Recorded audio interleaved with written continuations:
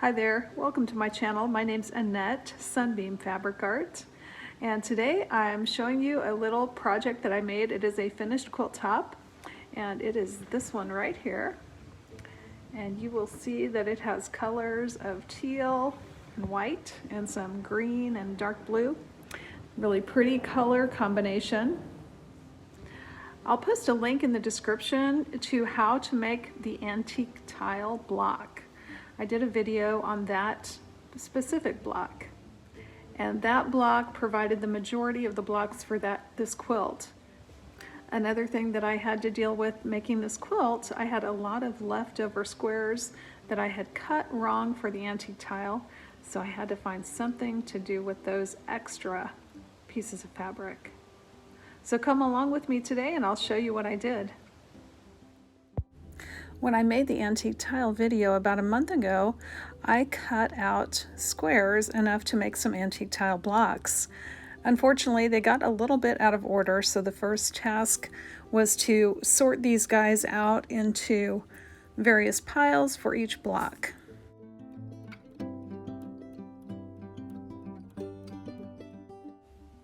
And again, please refer to the link on how to make the antique tile block. You're seeing me zip through it right here. The first step is to draw pencil marks to make half square rectangles, and then get the appropriate pieces for the top third of the block, the middle third of the block, and the bottom third of the block.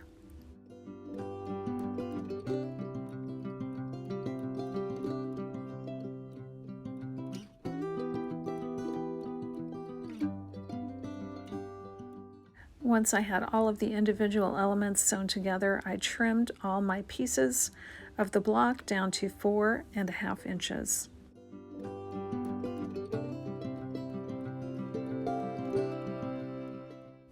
What you're seeing here is the finished block from the prior video, and I just laid my pieces out on top of this existing block just to remember how to put this thing together.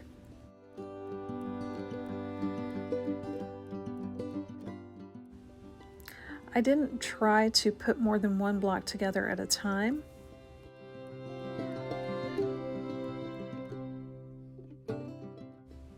And as always, when I'm putting together the top, middle, and bottom rows of a quilt block, I am going to use extensive clips or pinning to match up these seams. I want to make sure my seams do match up, and I use a nesting technique to make sure they do match.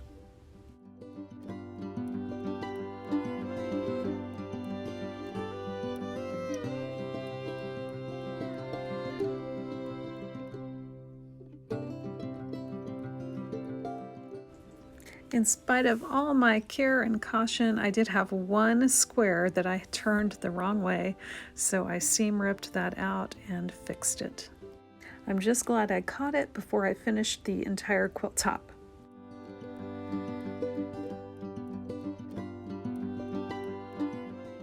Now it was time for me to use up the extra squares of fabric that I had cut improperly. I couldn't use them for my antique tile blocks, so I decided to make a lot of half square triangles.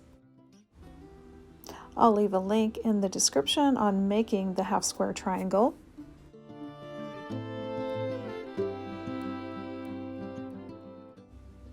I trimmed my half square triangles to 4 inches.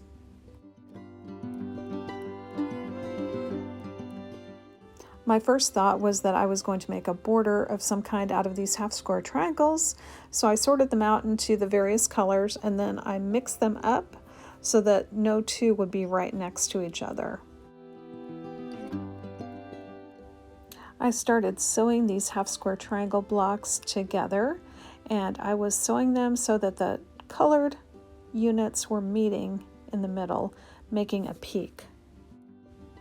Then I sewed 2 groups of 2 together to make 4, and on until I had 4 separate strips. Once I had those 4 strips done, I laid them out on the floor and tried to decide if I would like those as a border. My next thought was, what if I took 2 of the strips together to make a chevron? I really do like a chevron. I think they're beautiful. but I didn't have enough for 4 sides of a quilt. So I decided to do 2 strips of chevrons. I would have 3 tile blocks, a row of chevron, 3 tile blocks, a row of chevron, and then 3 more tile blocks to complete the quilt top.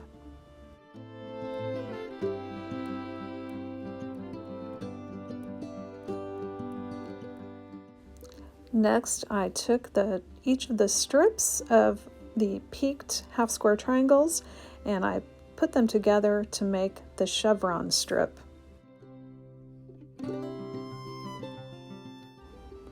And as I flip these over, I did use the nesting technique to nest the seams. I made sure one set of seams was going one way, one set of seams was going the other way, and I put a nice heavy clip on that to hold that in place. I continued on with matching up seams and clipping those seams in place.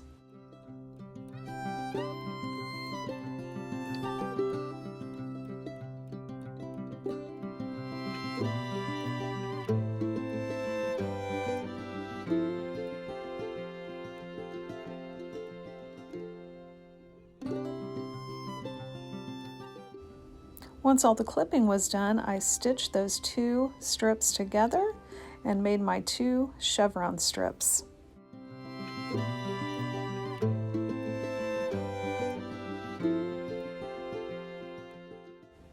For the white sashing in this quilt, I'm using 2.5-inch strips, and I've sewn those together. I put the sashing on both sides of my chevron strips. For sashing on the left and right side of my tile blocks, I went through first and I stitched 9 blocks with a 2.5-inch strip on the right side of the block.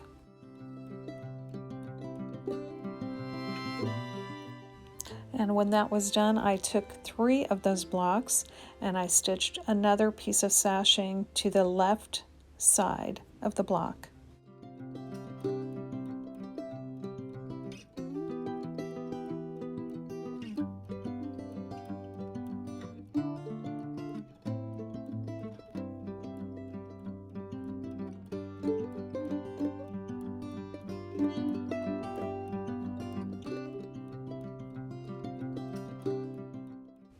And here is how my layout looks so far. I've got a top row of 3 tile blocks, then a chevron row, then another tile row, chevron row, and a tile row.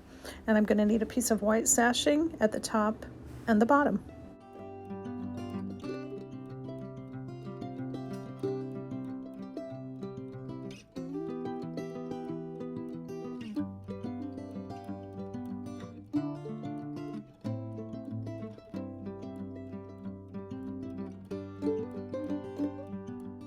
At this point in the process, I was sewing chevron rows to a row of tiles, and I realized I really needed to get this pinned into place before I stitched. The reason for that is it is very hard to line up those tile blocks from a distance like that.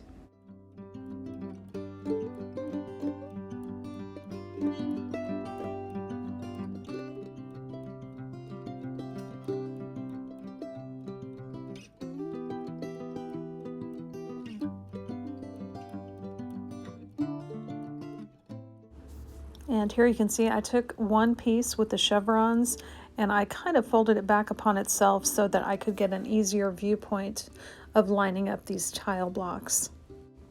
I was not trying to get them perfect because those chevron rows, separating them was going to give a little bit of distance for the eye, but I did want them to be generally lined up and straight.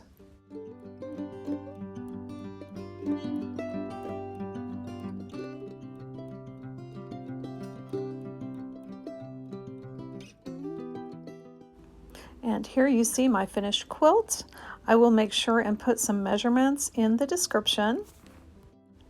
This would be a good quilt top to use a border on.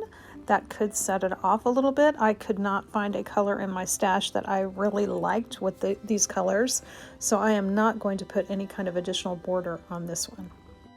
Thanks so much for joining me today. I hope you had fun, and I hope to see you back real soon.